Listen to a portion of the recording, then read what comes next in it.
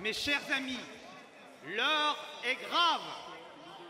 Que tous ceux qui sont nés d'un père et d'une mère lèvent la main. Que tous ceux qui sont nés de deux mères lèvent la main.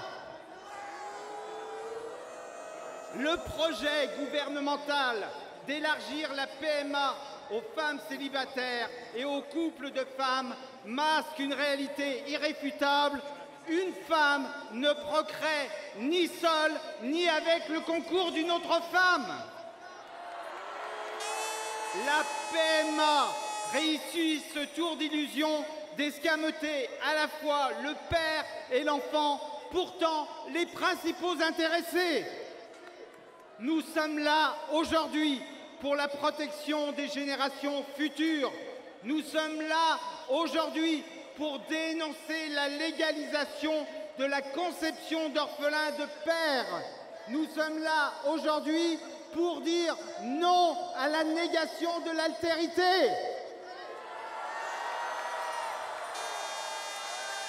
Voulons-nous une ubérisation de la procréation, gamètes livrables 24 heures sur 24?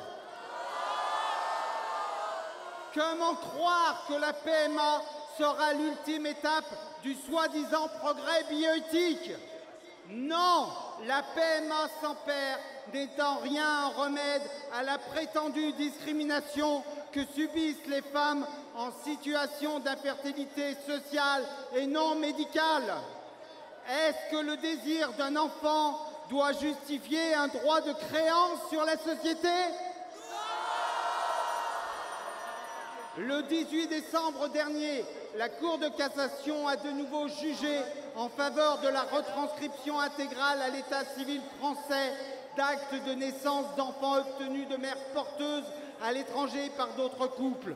Cette décision inique omet de prendre en compte l'exploitation des femmes, cet esclavage moderne.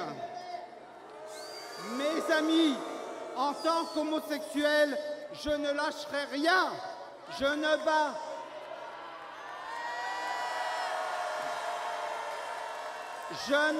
pas retraite.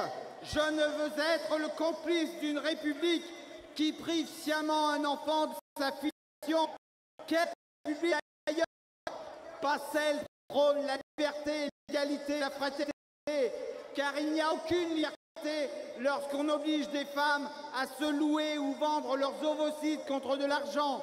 Il n'y a pas d'égalité lorsqu'on fait que des enfants naissent sans aucun espoir de connaître un jour leurs origines, alors que d'autres sont nés naturellement d'un père et d'une mère. On nous dit que l'anonymat serait levé. Et alors, un dossier ne fait pas un père. Et quelle fraternité lorsque des individus se comportent en proxénètes ou en esclavagistes vis-à-vis des femmes démunies, apeurées et désespérées.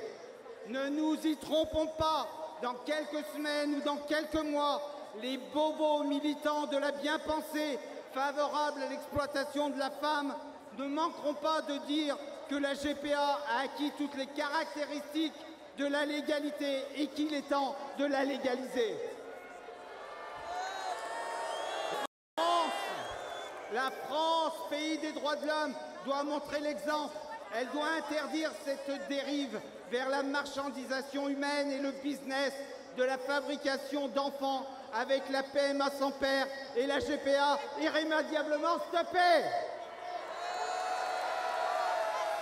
La France, pays des droits de l'homme, se doit aussi d'être le pays du droit de l'enfant et non du droit à l'enfant. La France, pays des droits de l'homme, doit purement et simplement retirer le projet de loi bioéthique. Marchons, enfants, tremblez, perfides, tremblez vos projets parricides. Liberté, égalité, paternité.